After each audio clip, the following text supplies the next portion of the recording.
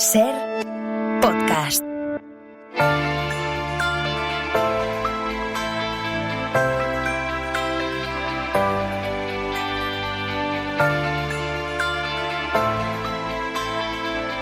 El cine en la Ser con Pepa Blanes. Desde hace unos años empezamos aquí en la SER las conversaciones a los Goya, encuentros entre algunos de los nominados. Hoy hemos juntado a directores y directoras que están nominados en las principales categorías. Ahora veremos cómo hemos hecho el puzzle. Empiezo por un lado, Jon Garaño, Aitor Arregui. ¿Qué tal, cómo estáis, directores de Marco? Muy bien. Muy bien. Gracias por estar aquí. A ti. Vais en pareja, pero esto nos parece bien. Nos queríamos separar aquí justo en un momento, ponernos a otro lado, pero no nos habéis dejado. O sea, nos veis como una unidad. Los Moriarty juntos. Sí, falta el tercero, pero bueno, estamos bien los dos. He encontrado información delicada sobre usted. Sé que está mintiendo. ¿Qué es? No, propaganda. Nueva oportunidad, Enrique. ¿Estuviste en Flossenburg? ¡Qué chicones!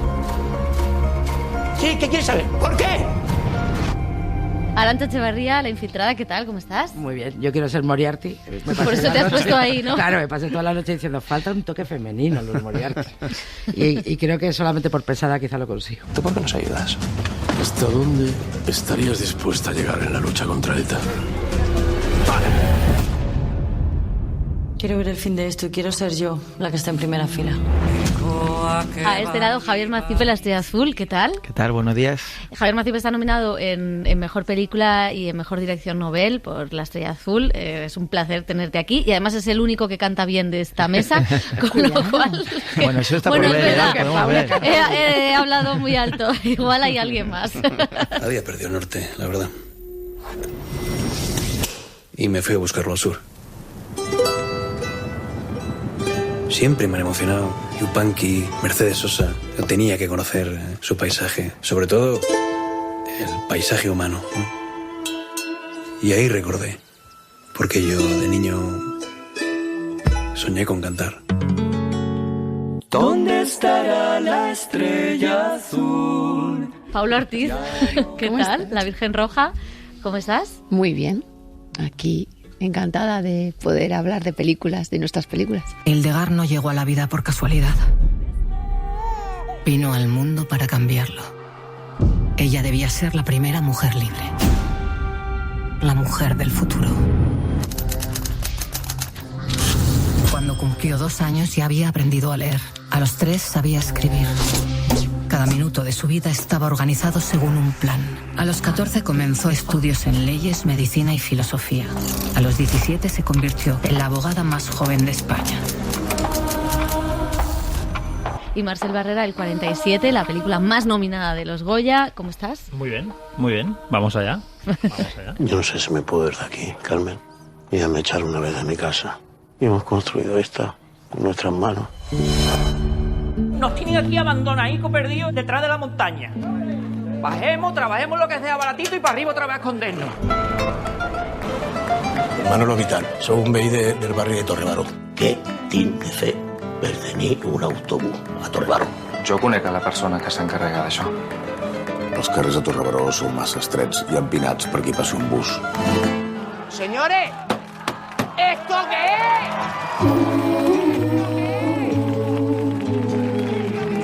Bueno, hay que poner en contexto un poco a los oyentes porque viene de resaca.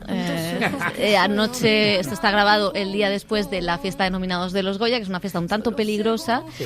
Entonces, ese es el estado en el que estáis.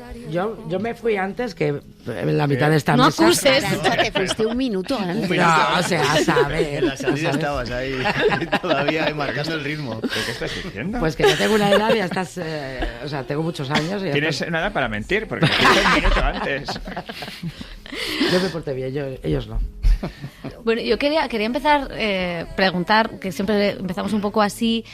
Claro, al final las competiciones de premios son un poco extrañas, ¿no? Porque Lo comentábamos con Marcel, siempre hay alguna categoría extraña en la que no estás, otras en las que a lo mejor no pensabas y estás. Hay años en los que las películas se olvidan o no están en los premios, hay años en que uno tiene más. Al final estáis todos juntos, se habla de competición, se habla de victoria. No sé un poco cómo relacionáis, sobre todo en los últimos años que hay más premios, hay más exposición mediática. No sé si notáis que ha cambiado un poco la situación o que es una cosa un poco loca esto de estar compitiendo, de estar hablando, de estar haciendo. No sé cómo relacionáis un poco con los premios. Yo creo que yo no tengo la sensación de estar compitiendo de ninguna manera, y a mí una cosa que me molesta también es un poco de buscar el titular de prensa o nosotros mismos en la academia de considerar que una película ha perdido. Una película no pierde, y menos cuando estamos aquí. Ahora en este estudio o ayer en la fiesta de nominados se producen cada año 200 películas en España y estamos aquí las que estamos. O sea, aunque nosotros tengamos 14, si no ganamos ninguna, a mí que no titularemos que se fue de vacío, no lo haremos. Es una cosa que nos pide David Trueba siempre. De vacío puede ser, pero no como gran perdedora, porque estamos perdiendo entre el... Jolín, es que no me atrevo ni a decir que son los mejores, pero no es perder entre los mejores, porque también hay grandes películas que han quedado fuera, pero es que no es una competición. No es una competición. A mí hay algo muy loco que me pasa con los premios y estas cosas, que son lo injustos y justos que son, ¿no? O sea, por ejemplo, pues que Marcel está a mejor guión, está a mejor peli, pero no mejor dirección. O Paula, que está a mejor dirección, pero no está a mejor peli. Son cosas como que la peli se ha hecho sola. O sea, ¿cómo consideras que eres tan buen director, pero no has hecho una buena película? Son cosas muy curiosas. Pero tiene una explicación. O sea, yo, claro... A ver, creo, es mala la película. No, es que a nosotros nos ha pasado, entonces dices, bueno, ¿por qué habrá pasado? ¿No? Y empiezas a pensar, ¿no?, en qué ha podido ser. Y yo creo el tema es el sistema de votación. Porque para que salgan 5 nominados, 2 de ellos los elige todos los académicos y otros 3 los de tu especialidad. Entonces puede ser que en nuestro caso los directores han considerado que la película debería estar, pero el resto de académicos han considerado que no, por eso no está mejor película. Entonces yo creo que es un poco por lo que ha podido... No sabía que se votaba así. Sí, es así. Y yo creo que es lo que ha podido pasar. La lógica es esa, ¿no? Sí. Porque además este año no nos ha pasado a nosotros, le ha pasado también a Paula y a Pedro Almodóvar. Sí. Entonces, y al revés, o sea, a Marcel y a quién más le ha pasado. Y luego, no, lo que pasa es que Javier está en... Javier, vale, entonces en el lado inverso te ha pasado a ti, ¿no? Entonces, pues bueno, no lo sé. Más la variedad de las películas, ¿no? Las compensaciones. Sí. Pero luego hay una cosa de lo que has preguntado, Pepa, de la relación con los premios, que no sé si os pasa, pero las películas son un proceso tan larguísimo de vida, que pasa por tantísimos estadios y tanta gente, que los premios son la estela final. Es si la película que existe, que se dice muchas veces, pero es que yo creo que es necesario repetirlo, es la misma con o sin premio, que el hecho de que se haga ya es una imposibilidad, es algo muy extraordinario. Llega a ese último fenómeno de estela, de brillo final, que son los premios, pues es una fiesta, pero como ha sido un proceso tan enorme, la relación con los premios, creo que pese a todo, cuando nos vemos, es de profunda alegría. Hemos llegado hasta aquí, se ha hecho, es que no se te olvida eso, porque ha sido un viaje, son todos viajes muy largos, viajes muy complejos, viajes con momentos de bueno, pues de sinsabores también, y de errores y de socavones, y llegar aquí pues no deja de ser la celebración que es, y cuando se dice no compiten, es que verdaderamente no competimos. No. Luego yo será. estoy... Tú sí compites, John. No, a ver, competir, o sea, quiere decir que... A ver, los Moriarty compiten, acaban de decirlo, es bueno, titular. Ayer te teníamos que ver como cada vez que aparecía en la pantalla las 13 nominaciones tuyas, mira. Más que competir, lo que quiere decir es que yo creo que los premios son importantes. O sea, por un lado... Eso lo son. Claro, entonces en ese sentido quieres que a la película le vaya bien. Y los premios ayudan a que a la película le vaya bien. Entonces, bueno, no es competir de una forma, no sé cómo decirlo. Es una competición, es un juego que sí tiene su importancia, por decirlo de otra forma. Sí, por eso decía que son, en realidad los premios lo que son es un invento americano, de la industria americana de marketing, para perpetuar la estela de brillo de las películas. ¿Qué pasa? Que si llegas a eso, se perpetúa más. ¿Qué pasa si se perpetúa más? Que se legitima, que coge prestigio y que además te facilita las siguientes. Claro. Y todo eso es muy importante. Y todas son cosas importantes. Eso es lo, este es el asunto. Te da el momentum de, mira, estos son los nominados, estás aquí, y como cineasta, o sea, lo complicado es hacer de la nada una película. Es un poco lo que... Creo que le oí una vez a Guillermo del Toro. O sea, el estado natural de las películas es que no existan. Absolutamente. O sea, necesitas toneladas de voluntad, de esfuerzo, para hacer de algo que no existe, algo que existe. Entonces, si todo esto te lleva, todas las nominaciones, los premios y tal, te lleva a que te asegures en los próximos 2, 3, 4 años, pues bueno, pues que vas a seguir rodando, que es lo que verdaderamente te hace feliz, pues bienvenido sea, ¿no? Pero sí, desde algo sano. Yo creo que está bien eso. Yo creo que todo esto tiene también algo como de gran carnaval, ¿no? Yo veía ayer a la gente todos disfrazados, porque estamos disfrazados, no nos vestimos así, ¿no? Al público le gusta vernos disfrazados y entonces eso pues genera una atención que creo que hemos sabido muy bien en España crear unos premios como los Goya que tienen mucha atención mediática, que hay países donde la gente va mucho al cine y a lo mejor no tienen unos premios que todo el país sepa lo que son los Goya, ¿no? Entonces yo creo que eso ayuda mucho a que las películas tengan una segunda vida. Pues nosotros que estrenamos en febrero, la peli va a volver a los cines y es una suerte muy grande solo por la nominación. Luego yo creo que ya el premio, pues bueno, ojalá lo ganemos, ayuda a otras películas, pero hemos sabido hacer eso, que es una cosa muy buena, una jugada inteligente, pero que no nos tenemos que creer que el carnaval es la vida real, o sea que al final es un juego y ya está. Y no vamos vestidos como los Goya. De hecho, la ropa que llevamos no es ni nuestra. La tenéis que devolver, sí. La mayoría de veces el gran drama de la vida. Y volviendo a vuestras películas, la verdad es que hablan del pasado, del presente, hablan de temas muy, bueno, que yo creo que al final están en el debate político y social de muchas maneras, ¿no? Están en la manera vital en la que coexistimos. No sé, algunos son temas complejos. Hablar de la República nunca ha sido fácil en España, de ETA ni te cuento, la memoria histórica también tiene lo suyo, hablo por los dos. Hablar de una estrella que no tuvo el brillo, a lo mejor, ¿no? Que otras tampoco es quizá lo más... No sé qué es lo que más os ha sorprendido de haberlas hecho y la relación con el público, porque todas han tenido una conexión muy especial con los espectadores y las espectadoras. La variación de temas, ¿no? Ha sido un año como muy plagado de diferentes historias muy dispares. O sea, Marco, que es algo que a mí me sorprendió decir, ostras, van a hacer la peli de Marco, o cuando lo de Hindenburg. O sea, hay cosas súper dispares, diferentes, historias pequeñas que son enormes, como la de Macipe, o revoluciones sociales y emocionales. Y a mí creo que esto ha funcionado con el público. El público está un poco harto de la fórmula del productor, que el productor se equivoca, y se lo digo a todos los productores que conozco, parad ya con las comedias familiares, que la gente no va a verlas. O sea, las ven un fin de semana y ya está. Pero pelis como La Virgen Roja, o Marco, o La Estrella Azul, es un goteo, porque la ves, te hace reflexionar, hay un concepto detrás de la película, y de pronto el espectador dice, tenemos muchas voces, muy diversas, y además de mujeres, que soy muy pesada, pero yo vuelvo a lo mío, que de pronto dices, coño, Salve María. O sea, Salve María es algo inaudito en el cine español, y es una maravilla de película, ¿no? O Polvo Serán, no sé, hay cosas muy diversas, muy especiales y muy emocionales. He dicho algo tan maravilloso que nadie deja a todo el mundo sin réplica. Cierto todo lo que has dicho. Es que la filmografía, bueno, yo vi, como todos aquí, creo que viajamos por el mundo y conocemos más o menos lo que se produce fuera.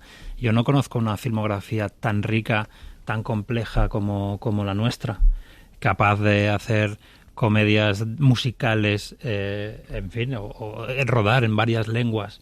El cine español es de una complejidad y una riqueza espectaculares, más todavía si tienes en cuenta los presupuestos que manejamos. Yo tengo, como muchos aquí, supongo, tenemos amigos en Estados Unidos que ruedan con presupuestos de 50 veces mayores a los nuestros y alucinan con la capacidad. O sea, los Moriarty, que han hecho películas taquilleras en vasco. En vasco, claro, porque son vascos. O el 47, que ha sido número 1 de taquilla en España, siendo en catalán. Yo creo que esto no... Bueno, o sea, conozco lo que conozco, pero no sé si esto pasa en otra filmografía en otro lugar. Entonces, bueno, los Goyas son bonitos porque rescatamos esto y lo volvemos a contar y nos das el micro para contarlo. Pero yo insisto, para mí el objetivo de una peli es que la peli sea recordada dentro de unos años, que no pase desapercibida. Esto es mi sueño. Si los Goya ayudan a esto, perfecto, es genial.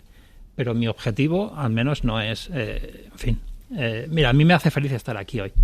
No si ganamos. Además ha pasado una cosa, no sé si es un cambio generacional, ¿no? Porque, bueno, yo tengo los años que tengo, yo soy de los 80, pero lo que sí que he notado es que, bueno, llevamos días con Arantxa, con los Moriarty, yo conocí a Javier ayer, pero con Paula, en festivales en todos lados, y yo tengo genuinamente la sensación, obviamente quiero que gane el 47, y en mis adentros creo que lo merece, porque, ¿sabes?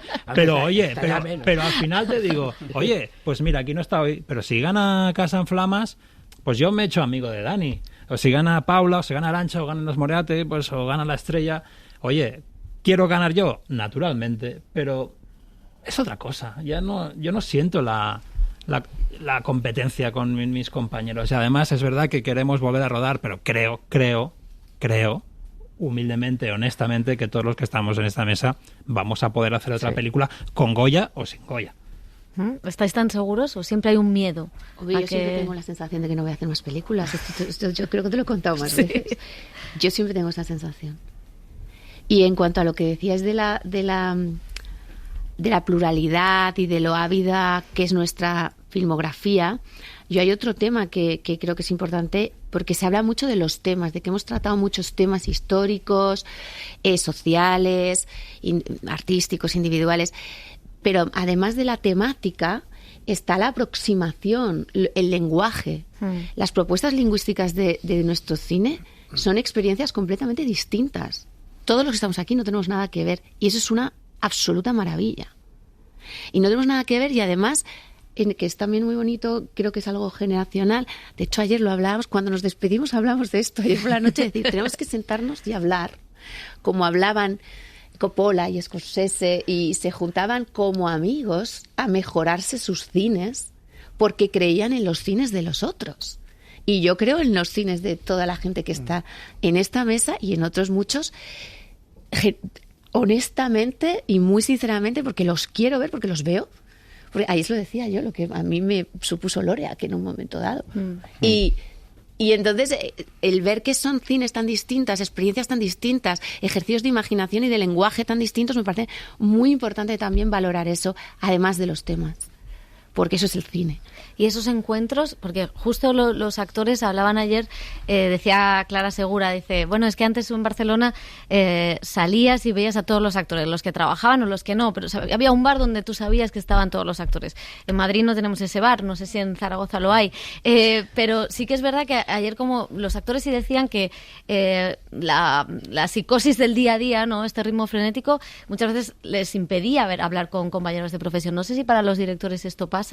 Los Moriarty sois asamblearios. Esto sí que es diferente. Nosotros no tenemos un bar, tenemos como un pabellón industrial. Es como una especie de polo industrial donde nos juntamos para hacer sobre todo la postproducción de las películas, y ahí coincidimos bastantes y tal.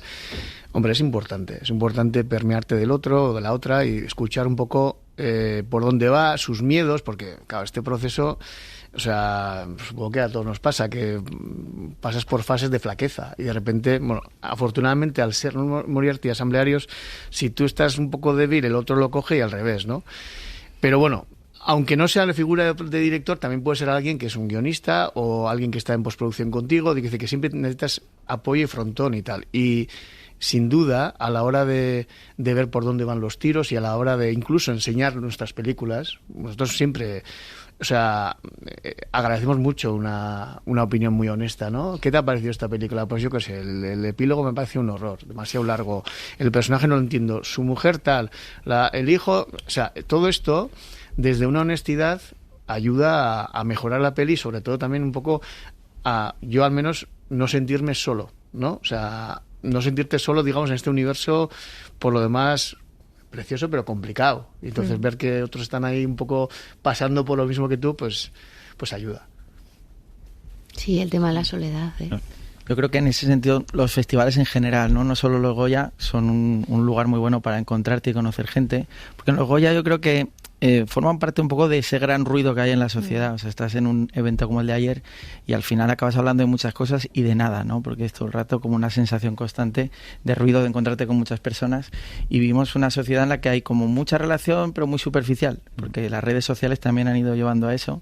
Sin embargo, yo creo que sí que hay un papel que hay que defender mucho, que es el de los festivales de cine más pequeños, que gracias a esos festivales hemos llegado todos a donde estamos, empezando por hacer cortometrajes, luego películas, y ahí muchas veces yo he generado relaciones tanto con directores como con actores, con personas con las que he terminado trabajando, con las que me he ido apoyando, y hay que reivindicar que no todos son los Goya. O sea, que en muchas ciudades, en muchos pueblos, hay gente románticamente, en muchos casos sin dinero, dejándose la vida para levantar esos festivales, que gracias a ellos estamos aquí. Sí. Y al hilo de yo, esos... sin ir más lejos, que ayer coincidí con Ares Montoya, que no le veía desde la época de los cortos. Igual que yo. Entonces, claro, que hacía mucho que no le veía, o oía a Sergio Barrejón, que nos ha hecho una entrevista para un podcast que tienen, y es como eso, lo que dices tú, ¿no? En esos festivales tan pequeños, joder, conoces a la gente, y mucho además, ¿no? Porque además coincides en varios festivales, y entonces ahí se establece una relación que luego, pues bueno, la vida nos ha vuelto a juntar, ¿no? Sí, esos festivales eran terribles para mí porque yo hacía también producción y entonces hacía todos los cortos de todo el mundo y yo rodaba lo mío y que vi a Alex y yo me cago en la mano, Alex, veía a Luis Ferro, yo te produjo una película, y era como yo no tengo que volver a festivales que perdía. O es que los festivales se convierten como en un foro, y hay algo, el otro día le escuchaba a un señor, a un americano, un catedrático de documental, que decía: el acto político mayor que podemos hacer es juntarnos y hablar. Y en un proceso creativo donde nada está resuelto y todo son preguntas y todo es la sensación de soledad o de no resuelto, de no sé si estoy haciendo, no sé si se entiende, no sé si el juntarse y hablar es ya un acto creativo muy fuerte y un acto político muy fuerte. Paula y yo tenemos pendiente hacer una quedada con mujeres directoras. Queremos... Un conclave. Hacer un conclave, porque estamos todas en las mismas situaciones de producción, Y de soledades y de no ser conscientes desde cuestiones muy pragmáticas de condiciones de trabajo a vulnerabilidades creativas internas. Sí. Y de hablarlas. Y hablarlas tranquilamente, porque también hay un pudor de hablar todo esto. Sí. Muy curioso, que no entiendo muy bien por qué. Tanto de sueldos, de qué productores te ayudan, qué productores no, de cómo acometer un guión, tengo momentos de pánico, todo esto. De qué tenemos que hablar, de qué se está hablando, qué temas son los que nos interesan. Y yo creo que hay un miedo porque es como enfrentarte. Un director tiene que ser alguien como muy seguro, muy fuerte, muy duro. Y entonces, o mantener los secretos de las películas, que bueno... Que es una chorrada. ¿Qué secretos? ¿Qué secretos? Pero, ¿y esto por qué lo hiciste? No. ¿Por qué no? Cuenta cómo lo hiciste. Claro, no, si eso es... Sí, eso es algo que estamos intentando, Paula y yo, a ver si organizamos foro. Por lo menos con mujeres, si queréis. Ayer hablamos que ellos estaban invitados. Y vosotros pero también. si nos invitan. Es que ya no estabas, Marcel. Si no me queréis invitar, no voy. No me mires así. Porque de inseguridades yo tengo para hablar rato, ¿eh? O sea... Pues mira, me parece muy interesante porque es verdad, esto es una cosa que el año pasado con Teresa, Paula lo decía mucho, ¿no? De que Teresa es la duda y que la duda es buena, porque la duda va a ser mala, la duda incita a seguir. El motor. A Macibe lo conocemos menos, pero bueno, es primerizo, entonces entiendo que la duda también habrá sido algo que haya movido la carrera. Marcela acaba de reconocer que tiene inseguridades y los Moriarty somos dudas andantes. Es que quizá hay otra manera de entender, ¿no? Hablabas antes de Coppola y Scorsese, que no sé si la duda es lo que ahora se me viene a la cabeza, pero seguro que también. Seguro. Si se enseñan los trabajos para decir qué te parece o cómo me puedes ayudar, es porque no están seguros de que sea la mejor opción o de que no se pueda mejorar aquello. Sí, son otra generación y que a estas alturas de la vida no sé cómo estarán con sus dudas y no creo que tengan que ver con cuánta gente la vio. Yo creo que el acto de comunicar es un milagro en sí, comunicar bien. O sea, yo no estoy seguro de que siguen teniendo dudas y a medida que cumples años todavía más, porque te enrocas en lo que eres, y si es una persona con dudas, que yo creo que no hay nadie que ha dirigido que no tenga dudas, pues ni te cuento, porque el mero hecho es que nos pasa de repente que enseñas la película, tú claramente pensabas que este personaje se entendía y de repente 4 personas te dicen no, no, ¿por dónde va? Y de repente se te desarma todo y dices, joder, pues si lo tenía claro, o sea, igual no valgo para esto. Pero yo creo que va de la mano un poco de lo que es, sí, es que dirigir para mí es comunicar, ¿no? Tanto internamente como digamos con el equipo, que eso también es otro milagro, ¿no? No, que quiero el verde, ¿no? Pero dijiste que... No, el verde, bueno, el rodaje suelen ser... Pero luego, sobre todo con la gente, la audiencia, de lo que tú tenías en la cabeza, es un milagro llegar a comunicar el 70%, que eso es una barbaridad. Pues si nos enfrentamos a una página en blanco, que no sabes si vas a financiar, si no, si va a cambiar la fecha, si no, si te tendrás que hipotecar, si no, si vas a convencer a esa actriz, si no, a ese actor, si no... es todo tan inseguro, es tan frágil, que cómo no vas a tener dudas. Y luego estás ahí trabajando una directora o un director, hacemos una peli cada 2, 3, 4 años. En cambio estás rodeado de unos equipos que a lo mejor hacen 10 al año y saben más que tú todo el rato. Y yo, al menos yo siento las miradas, ¿sabes? O sea, si yo he hecho 2 películas con Eduard Fernández, el mejor actor del mundo, que pienso, antes que rodar conmigo, han rodado con los Moriarty, han rodado con Iñárritu, han rodado con Almodóvar. ¿Cómo este señor no va a estar dudando de mí? Entonces es un castillo de naipes todo el rato. Es que luego llega el milagro de que encuentras una distribuidora, que encuentras una fecha y no sabes si la peli va a gustar, si va a recaudar, si no, si te van a nominar. Todo el rato es una inseguridad tremenda. Todo el rato. Y yo creo que quien no dude en esta profesión está es muerto. Que tiene un cable un poco pelado, por ahí. Está muerto. No existe el proceso creativo, sin duda. Es que no existe. Y es uno de esos tópicos que se ha construido, que la directora o el director tiene las respuestas para todo. Y no es verdad. A menos, bueno, yo hablo por mí. O sea, yo por eso tengo un equipo que es mucho mejor que yo en cada uno de sus departamentos e incluso a veces en el general, porque es que, oye, ¿cómo hacemos esto? A mí si me preguntas ahora cómo hicimos Mediterráneo, no sé explicártelo. Pues tenía a mucha gente muy convencida y esto es nuestro trabajo, ¿no? Dirigir la orquesta, pero... Yo creo que además es una cuestión de darle la vuelta y pensar solemos hablar mucho de esto nosotros, es sentirte seguro en tus inseguridades. Es bueno, el norte es este y luego todo lo demás, pues bueno, hay un equipo con el que has confiado y a partir de ahí vamos a ver, pero hacer ese sobreesfuerzo para mostrar una seguridad absoluta en todo momento, pues cancerígeno. A mí al menos, o sea, me quita mucha energía y yo recuerdo al principio ibas por ahí así, ¿no? Sí, pues esto tal, un poco... Sí, como que parece que sabes más. Sí, ¿no? Lo tengo todo en la cabeza, lo tengo todo. Y luego dices, no, ¿a dónde vas? Si se te nota mucho más así. A mí incluso me hace dudar un comentario de un friki en Film Affinity. ¿Qué han puesto? A mí eso me sigue doliendo. ¿Sabes? O sea, imagínate el nivel de inseguridad cuando un tío en Twitter consigue a mí herirme. Un tío random, sin nombre, con el logo de un huevo ahí puesto, que eres un inútil. Ah, ok. ¿Sabes? ¿Sabes? A mí eso me sigue doliendo. Imagínate si eso me lo dices tú en la cadena SER, ¿sabes? O sea, no digo que Dios me libre de hacer una afirmación que así. Digo que imagínate lo que es el sufrimiento que sentimos todos. Sí, sí. Y la duda está relacionada también con el misterio. O sea, el arte es un misterio, ¿no? Y de la duda acaba saliendo por la intuición, no por la razón. Entonces, si nosotros tuviéramos certezas en lo que hacemos, si se pudiera llegar a conclusiones que se pudieran repetir, entonces los productores sabrían cuál es la clave del éxito y entonces no serviría para nada nuestro trabajo.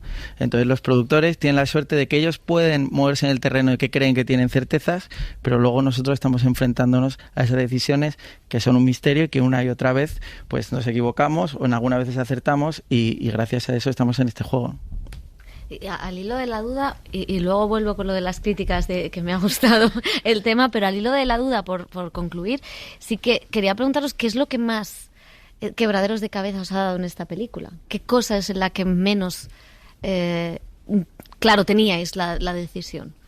Hombre, nosotros... En Eduard Fernández. En eso teníamos certeza, fíjate, ¿no? de tenerle a Eduard, que claro, o sea, obviamente, con el pedazo de actor que es y bueno, el trabajo que ha hecho. Pues yo creo que sobre todo en el tono.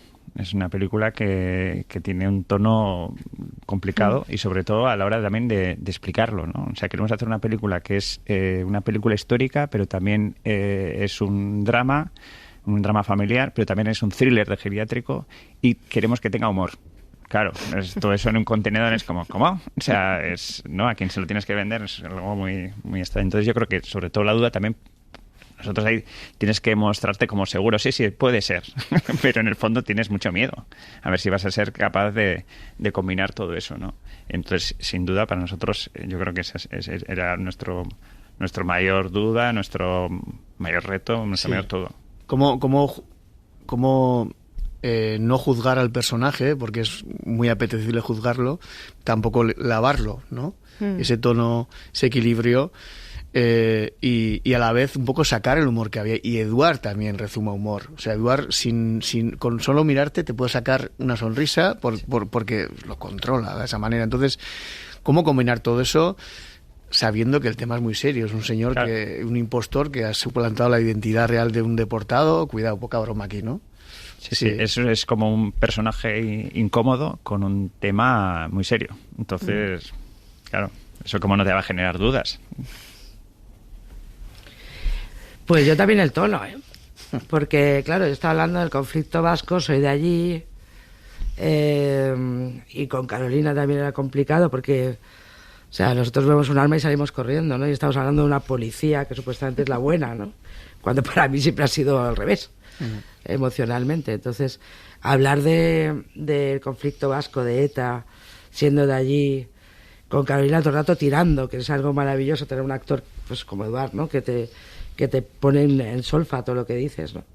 Y con mucho respeto, y intentar explicar que ETA era muchas ETAs, que estaba la ETA militar, pero estaban todos los chavales de mi cuadrilla, abertzales, que eran gente estupenda y que de pronto acaban en un lado equivocado porque estás conmigo, estás en contra de mí. Era un tema con mucho respeto, mucho miedo, mucho pudor. Pero hubo un momento en que dije, ya está bien, estoy harta de tener la pesadilla vasca, ¿sabes? De peso, ¿no? Sí. Es verdad, es el peso de ¿quién se va a ofender? ¿Quién no se va a ofender? Sí. Y dije, no, coño, aquí la única personas a las que hay que dignificar son las víctimas. Tanto la policía eran machistas, heteropetardos, y los etarras igual, pero los únicos que sufrían las víctimas. Y ahí vi la luz. Pero claro, tienes a una Carol que todo el rato hace policía. Yo no me pongo el uniforme. Yo soy vegana. Y tiene razón, ¿sabes? Y entonces mola mucho toda esa lucha, ¿no? De llegar a un personaje con el que no tienes ninguna empatía emocional por tus convicciones políticas, por ejemplo. Mi caso, lo más complicado fue que la película Estrella Azul trata de un músico que busca, digamos, la autenticidad al margen de cualquier consideración industrial, de modas, de éxito, ¿no? Y yo he intentado hacer esta película dentro de un entorno bastante industrial, ¿no? Con una productora muy grande detrás, y pensaba que iba a ser igual de libre que había sido hasta ahora en mi trayectoria, y de repente te enfrentas por primera vez a lo que es hacer una película en la que de repente hay que tener en consideración todas las cosas de negocio, y los productores pues ellos tienen certezas. Entonces las cosas de las que yo estaba muy seguro se empiezan a transformar en dudas, porque te dicen, por ejemplo, esta película es demasiado larga para ser exhibida así, y por primera vez me vi teniendo que estar ahí en un tira y afloja para salvaguardar ese corazón de la película de consideraciones que iban en línea de lo opuesto a lo que la película trata, ¿no? Claro. Entonces ahí sufrí muchísimo, y fue un proceso del que he aprendido mucho y que intentaría para las siguientes películas dejar las cosas habladas más al principio, para no llegar al final sufriendo tanto. Pues también el tono, a mí siempre es el tono... las tensiones entre el lenguaje, lo real, lo no real, y en particular la Virgen Roja tiene como una verticalidad de intenciones. O sea, es una película que intenta llegar a mucha gente, pero está tratando temas desde algo muy fisiológico, íntimo, de una madre y una hija, y un tema de educación, a cuestiones abstractas, ideológicas muy fuertes, que son heridas que están encima de la mesa, sobre los fanatismos, sobre cómo es posible que unas ideas que tú compartes se vuelvan, cuando pierden de vista a la persona, la dimensión de lo humano, se pueden volver una maquinaria aniquiladora. Eso es una idea apasionante, es un abismo, es algo que creo que ahora mismo ¿vivimos? Es el gran peligro. Eso es una de nuestras heridas y nuestros... Bueno, y no es fácil abordarlo. Era el reto de abordarlo de manera entendible, desde un esquema de thriller, desde que tenga una dimensión narrativa y dramática asumible, transitable, pero no dejar de tratar ese tema, que a mí me era esencial. Entonces, bueno, pues eso ha sido, y hacerlo de una manera hermosa, porque a mí los viajes necesito que sean hermosos. Para nosotros, bueno, el gran reto era empoderar a un barrio entero, a miles de personas que nunca habían tenido voz. Para nosotros esto era muy, muy importante, porque ellos tenían la necesidad de decir que estaban aquí. Y también estaba hablando de mis abuelos, de una época que yo no he vivido, así que se juntaban muchas responsabilidades. Dar voz también a una persona que ya no estaba, pero que había luchado toda su vida por estar y por defender a lo suyo. Y luego, técnicamente, nosotros hemos tenido un presupuesto bastante reducido. Creo que es la mitad que en mi anterior película. Además, rodar en 2 lenguas para intentar llegar a mucha gente era complicado. Y esa técnica era muy complicada. O sea, rodar con un autobús en marcha por una ciudad. Si hay una ciudad que ha cambiado en los últimos 50 años es Barcelona. Con un autobús en marcha por el centro de Barcelona y bueno, engañar al espectador, hacerle creer que estábamos en 1978. Eso fue bastante complicado. Pero aquí es donde yo siempre hablo de la censura del presupuesto, que hace que se disparen las ideas de todo el equipo y conseguimos, creo, un espíritu especial para esta peli. Ya, al hilo de la censura del presupuesto y lo que decía Macipe de las decisiones, que es una cosa que dijo Brady Corbett en el discurso de los Globos de Oro, todo el mundo me dijo que esta película de 3 horas no la iba, 3 horas y media, quiero recalcar esa media hora también, nadie la iba a ver, que era una película que no interesaba a nadie, y bueno, pues ganó premio en Venecia y ganó el Globo de Oro. Veremos cómo le va en la taquilla. Pero no sé si esa presión que decía Brady Corbett y que contaba Javier, también la habéis sentido, y también es bastante insoportable. No solo ya esa cosa de la duda, sino la cosa de que os vayan recortando esa libertad. Los royalties son legendarios, son guays y me dan mucha envidia. No, pues en ese sentido nosotros tenemos la suerte, bueno, también de habérselo currado, eso es así, pero de tener un poco el corte final. Lógicamente el productor te va a decir, si estamos en una película de 2 horas 40, te va a decir, pues igual, cuida, pero por ejemplo con La Trinchera Infinita, que era una película de 2 horas 30 y tantos, todo el mundo entendió a nuestro alrededor que era necesario que tuviera esa duración por todo lo que contaba, el paso del tiempo, el viaje emocional, físico. No hemos tenido en ese sentido, digamos que incluso con Balenciaga, que es un proyecto que nos lo encarga Disney vía Lourdes Iglesias, y realmente pues es lo que más se puede acercar a algo que es un encargo, pero no lo vemos así tampoco porque lo hicimos muy nuestro. Tuvimos mucha libertad. Siempre te pueden apuntar cosas, porque ahí sobre todo las plataformas manejan los datos de quién ha hecho el clic, a los 10 minutos, si no les interesa, van a cambiar. Es como muy prácticos en esto, ¿no? Y ahí es verdad que, sobre todo con el primer capítulo y tal, fueron muy insistentes, pero respetaron totalmente nuestra visión. Y bueno, nosotros somos muy privilegiados, la verdad, porque hacemos las historias que queremos, las que queremos contar y como las queremos contar. A veces no somos capaces de contarlas como queremos, pero por lo menos siempre podemos intentarlo, ¿no? Y en todos los sentidos, o sea, ya sea la duración, los actores, nunca hemos tenido una imposición, el idioma. O sea, nuestra siguiente película es en euskera otra vez, no hay ningún problema. Bueno, nos podemos sentir... Sí. El hecho de que seamos también coproductores ayuda. Sí, ayuda. Hasta el punto de que si nos dijeran, tenéis la opción de hacer un Director's Cut, diríamos... ya está. igual reducimos. Pero bueno. Yo he tenido experiencias muy distintas. Algunas en las que me he sentido profundamente privilegiada por llevar una película que ha ido bien o ha ido mal, pero que era profundamente poco plausible, y que se haga y que exista y que se confíe en hacerla y se respeten las ideas, las locuras, el intentarlo. Eso sí, a cambio de tener muy pocos recursos, lo cual genera unas ansiedades terribles, y entonces no tanto una falta de libertad porque te la estén imponiendo, sino porque no puedes. Exacto, no da. Esto es lo que tienes. He tenido experiencias de encargo donde yo tampoco sé hacer encargos que no haga míos, o sea, que no conecten en todos los centros de mi ser sea, desde lo mental a lo emocional, a lo visceral. Si no conecta, yo no sé hacerlo, pero no creo que sepamos hacerlo ninguno de los que estamos aquí.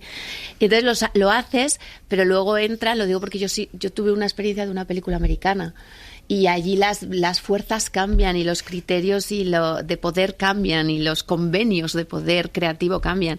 Y fue muy duro, fue muy duro, muy duro. Yo lo viví de manera muy dura.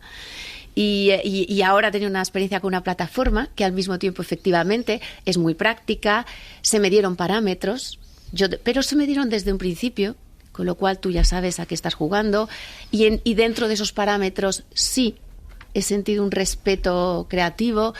No sé, yo he tenido experiencias muy graduales y hay de todo, hay de todo. Yo creo que sería muy interesante ver hacer una mesa como esta de todas las películas o de todas las películas que tenían todos los ingredientes para ser un éxito y no lo han sido y nadie está hablando de ellas, ¿no? Porque realmente es que los productores, por mucho que intenten juntar todas las cosas que parece que van a dar lugar a una película, porque imitan a otras películas que han funcionado, ¿no? Que ese suele ser el criterio, y luego no funcionan. Entonces, cuando tú estás haciendo tu propia película, tienes que defender una visión que está relacionada con la intuición o con el corazón. Aún así, esta dialéctica con el productor, yo por intentar verlo por el lado bueno, dentro de hay algo que te reafirma en tus convicciones y genera una especie de carácter heroico de, no, este es el corazón de la película, y entonces hay una parte del equipo que se suma a eso. Fellini decía que el productor es un antagonista necesario para que en esa dialéctica algo bueno salga. Y es verdad que yo creo que la Estrella Azul seguramente ha terminado siendo mejor de lo que habría sido, solo que con mucho sufrimiento por el medio, ¿no? No sé si existirá la jugada en la que un productor te pueda ayudar mucho, haya dialéctica, sin llegar al punto de sufrir. Eso sería, yo creo, lo ideal. A mí me ha pasado. A mí sí que me ha pasado. Yo con Javier Méndez, con el productor de MediaPro, con el director de producción, he sido profundamente feliz. Nosotros desde el primer momento sabíamos que teníamos lo que teníamos. Tienes este presupuesto, pero ojalá le hubiera encantado tener más, pero no lo teníamos. Y con eso jugamos. Y yo tengo que decir que yo he tenido mucha suerte con mis productores, no en esta peli, en todas. Y yo nunca les he visto como un antagonista. Yo me he asociado con ellos y juntos hemos luchado y yo tengo la suerte de haberlo vivido desde ahí. O sea, la censura que yo hablaba es económica del presupuesto, no del productor. El productor para mí ha sido siempre un amigo, un socio y en especial en esta peli. O sea, era una peli arriesgada en la peli en catalán, en castellano, de época, con un presupuesto limitado. Y hemos llegado hasta aquí también porque MediaPro creyó en ella, sobre todo en un momento que a mí me cambió la vida, porque ya sabéis todos aquí cómo va cuando una televisión parece que entre, que no entra, que no sé qué, que las fechas no vamos a entrar en junio. De repente la televisión no pudo entrar en ese momento y yo pensaba que la película moría. O sea, yo tuve un día me he quedado sin trabajo, me he quedado sin película, pero MediaPro dijo, no, vamos adelante y ya conseguiremos esa inversión más adelante. Entonces a mí, yo estoy a muerte con mis productores porque, o sea, con ellos hemos capeado esa censura que no era suya, era del sistema. Yo ayer que teníamos una mesa redonda también donde estábamos María Zamora y yo precisamente para establecer esta dialéctica, y sí creo que también hay algo generacional, y ellos, por ejemplo, que son productores y vosotros sois además una cooperativa, que es que a mí esto ya me parece algo que deberíamos ir todos hacia ahí personalmente es algo que me parece muy deseable, que sois un ejemplo a muchos niveles, pero hablando con la productora con la que yo hablaba ahora, claro, el cambio generacional también de no vivirlo, esa dialéctica que existe, porque es la de los recursos, la venta versus todo lo que tú querrías hacer, lo que está en tu cabeza, jamás será lo que está en la realidad, en ningún caso. Eso, navegarlo de una manera mayéutica con otra persona y tú también ponerte en su sitio. Hablábamos de que a mí cada vez me gusta más saber, o sea, tener realmente ocupar un lugar en la producción y decir dónde estamos, dónde queremos llegar, qué tenemos. Es que no hacer eso tampoco ser un director o directora completo. O sea, si no juegas con las piezas. Yo, por ejemplo, todas mis pelis mías escritas por mí las he producido yo. Sí, yo también. He entrado en coproducción, pero 50% diciendo, es mi peli, es mi producción y me ayudas, pero soy yo. Porque creo que es un poco los Moriarty, es un poco lo que si hubieras tenido tú Macipe, la oportunidad de tener la pasta. Porque son películas muy íntimas, son películas muy especiales, que el corte del director es el corte el productor no puede entender ese mundo que llevas tú desarrollando 5 o 6 años, que es tu vida, que es tu mundo, que tú lo mamas, ¿no? Y luego hay películas pues que no puedo asumir una producción de 5 millones de euros como La Infiltrada, pero me encantaría entrar en producción. Y yo he hecho producción antes que dirigir. Y creo que es muy importante saberlo, porque luego las sorpresas que te llevas, los cromos que cambias incluso a la hora de negociar. Yo recuerdo negociar con un director de producción una sesión de un actor. Digo, si está en el fondo, me lo quitas y me dejas 100 figurantes más. O sea, negociar con los cromos. Y digo, me siento como en el mercado marroquí comprando una chilaba. Esto es ridículo, o sea, no debería ser así. Y entonces siempre intento conseguir tener la producción lo máximo posible también firmada por mí. Y entonces ahí sé los números, sé lo que hay, sé dónde gastar el dinero, porque a veces el dinero hay que gastarlo siempre en la pantalla, lo que se ve en pantalla. No se tiene que gastar en el otro lado. El dinero se tiene que ver. Y sobre todo es el final cut. Porque claro, yo he trabajado con mucho encargo y es como, es que este personaje, y es como, te cargas esto y te cargas la peli. No. O sea, hay inseguridades y también tenemos nuestras seguridades. Sabemos cuándo es una barbaridad de opinión o no. Entonces yo siempre animo a todos los productores a todos los directores que puedan producirse. Y antes decías lo de que yo soy muy pesada con lo de las mujeres. Vosotras sois un poco pioneras en esto porque el amuleto empezó con vosotras, el falso amuleto. Ella. Me lo inventé yo. Se lo inventó Paula. Porque soy una simbolista y creo en el poder de los relatos. Véase dónde estamos, quiénes somos y qué hacemos. Sí. Y es que yo cuando estaba en Nueva York me traje un amuleto africano que era una mujer embarazada, símbolo de la fertilidad. Pechos enormes, una barriga embarazada. Y entonces, al principio te lo di en foto. Sí, me lo diste en foto. Porque me inventé el cuento, yo había perdido el Goya el año anterior y le dije, pero tú no lo vas a perder, porque yo te voy a dar la fertilidad. Aquí creando una mitología, que es de lo que se trata. Claro, crear relatos. Que es una y la cuestión es que ha ido rulando. Sí. Es que además ella me lo mandó en foto y yo recuerdo perfectamente de tenerla encendida, el móvil, con la foto en el bolsillo, esperando mi nombre. O sea, era obvio que iba a salir, ¿no? Sí, se la pasó a Belén Funes, tal, claro. Y digo yo, he creado un monstruo. Pero es como, oye, que no lo hago mal, lo mío.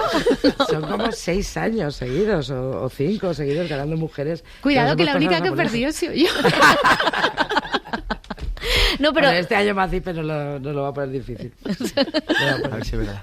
Bueno, para mí es un poco mujer. Dámelo. El símbolo de la fertilidad. Pero al hilo de eso, es verdad que bueno, en este tiempo han surgido lo que la prensa llama las nuevas directoras, que son en festivales, que han ganado ese Goya Revelación, que han seguido haciendo cine, que yo creo que esa es la noticia, que puedan seguir haciendo una segunda película.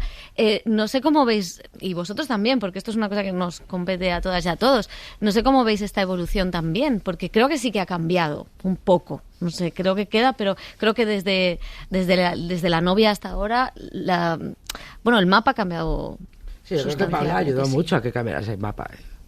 Es verdad, no es cierto, es completamente. Y para mí fue un referente que Paula estuviera en los Goya, porque siempre estaba Coixet, Boyain, los 3 nombres, ¿no? Que era como un poco la misma terna, ¿no? Y de pronto ves, ¿y esta tía?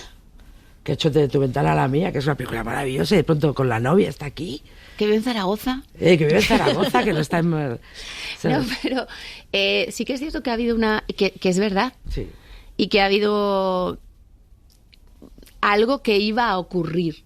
Quiero decir, no sé, es que esto lo hemos hablado también, iba a ocurrir de cualquier manera. Yo es que he sido profesora muchísimos años y yo he tenido en clase tantas alumnas haciendo tantos buenos trabajos que dices, esto tiene que estar pasando ya. Entonces, está pasando. Y es algo muy importante lo que ha pasado con La Infiltrada, que esto yo lo llevo diciendo estos días porque era otro escalón muy difícil porque la taquilla. Llegar hacer cine era importante, llegar a hacer cine, que existan los nombres, que existan las películas. Pero ¿qué películas, porque también con el cine de mujeres ha existido el peligro de ser encajonado en un lugar muy pequeñito con unas producciones a las que se supone que tenías acceso si tú eras mujer adecuadamente.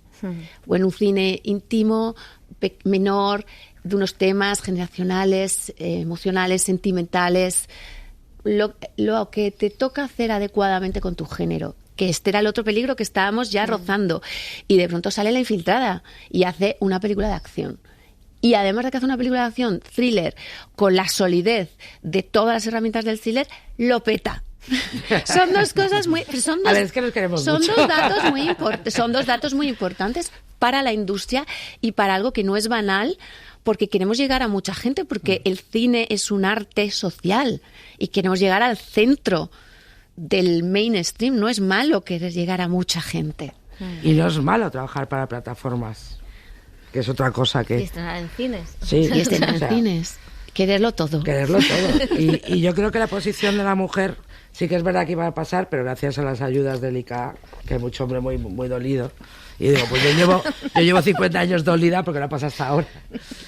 Es que tenemos tenido algún momento. Pero estos hombres de esta mesa no están. No. Son maravillosos. Es que a los productores no queda más remedio que mirar a las cortometrajistas de a ver qué habéis hecho, bonitas, que me dan puntos por vosotras. Sí. Y dije, pues qué bien, me alegro tantísimo. Y de pronto yo creo que se está asentando y que dentro de poco ya no será necesaria esa ley, porque funcionamos en taquilla, funcionamos en plataformas, hacemos cine de autor, hacemos cine comercial, hacemos mezclas, hacemos nuestras propias pelis. Y no solo sois las directoras, o sea, cada vez hay más directoras de foto, más montadoras, más sonidistas, sí, más guionistas, más de todo, ¿no? Productoras. Gente en postproducción, que son departamentos, que hay muchas mujeres también. Y creo que es un año bastante diverso en cuanto a historias y en cuanto a cómo contarlas, que decía Paula, también aquella, hay 2 mujeres en mejor dirección, que esto no es nada fácil.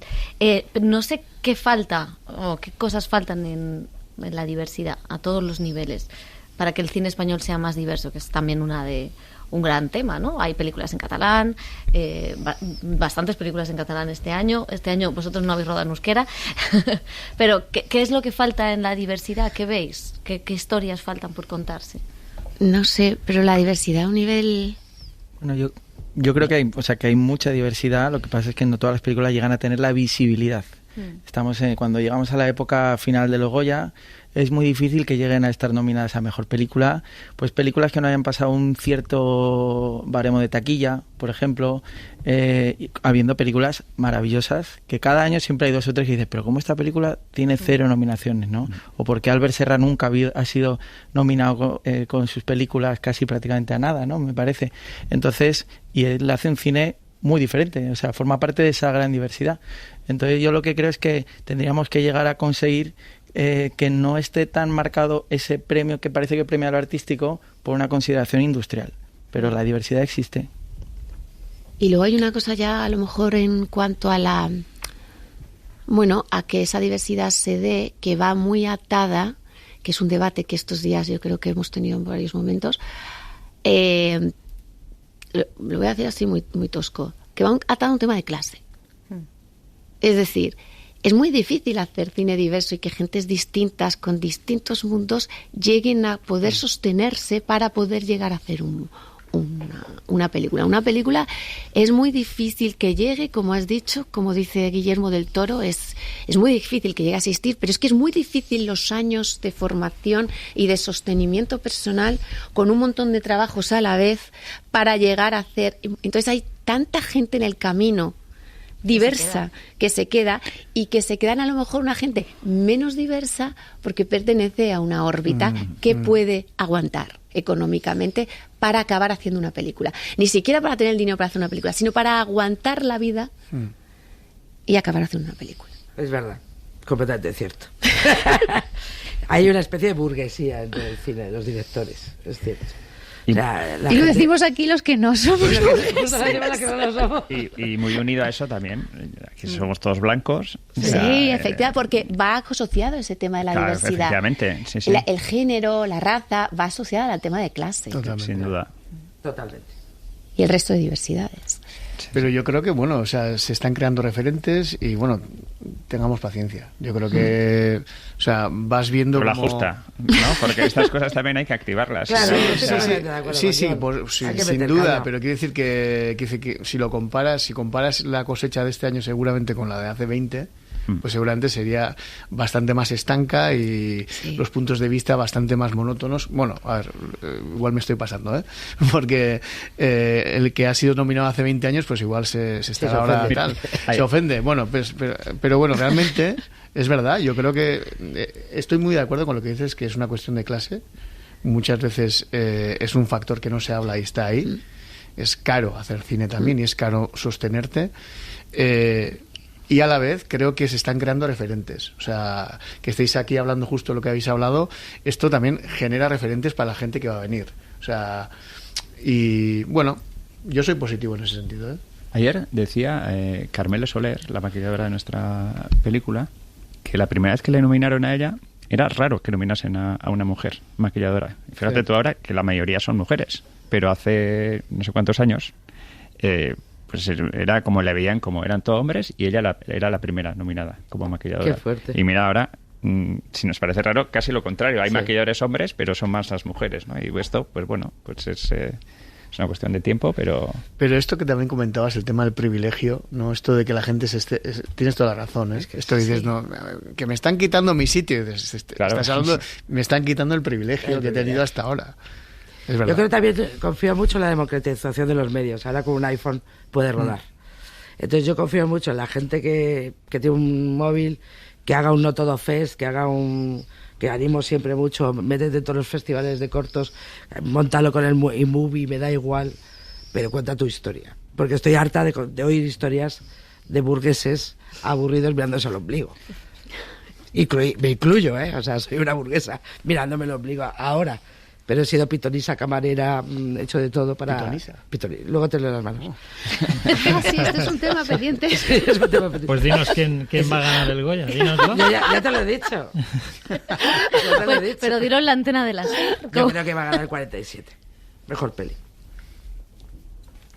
Pero eso no va a hacer, no va a hacer que sea la mejor peli. O sea, es que cualquiera de los que están aquí puede ganar. Es que no. Porque somos firmes defensores, y lo hemos hablado muchas veces, de que las películas son la misma película. Exacto. Claro. Y lo que ha influido en la gente, que se recuerde, y yo creo que las películas que están aquí, más las que merecían estar aquí, se van a recordar. Creo que es uno de los mejores años que yo he visto de cine español. Y como te he dicho algo muy bonito, ahora te voy a dar. Y creo que va a ganar Eduard Fernández por... Marco. Soy mala persona, ¿no? Sí. Era por meter un poco de alegría. Digo, esto se está volviendo muy serio.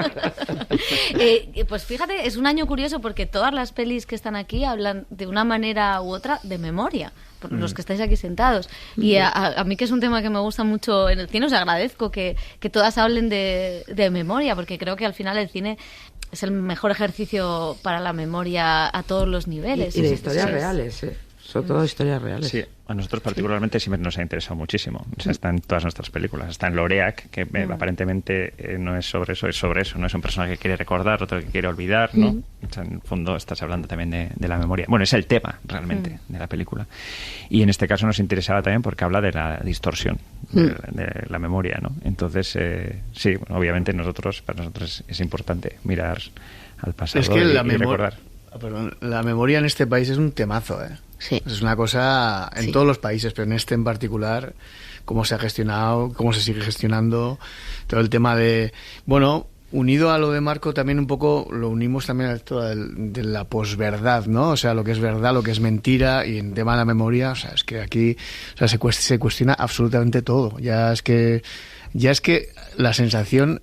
Mira, en eso sí soy un poco negativo. La sensación está de ya no vale nada. Ya, o sea, cualquiera te viene aquí, te dice cualquier barbaridad y ya tiene 50 seguidores que dicen esto lo ha dicho esta persona y vamos para adelante y tal. Y la memoria histórica, concretamente en este país. En todos. O sea, yo no te corrijo porque es que acabamos de estar en Palm Springs presentando la película y muchísima gente asociaba Marco con Donald Trump.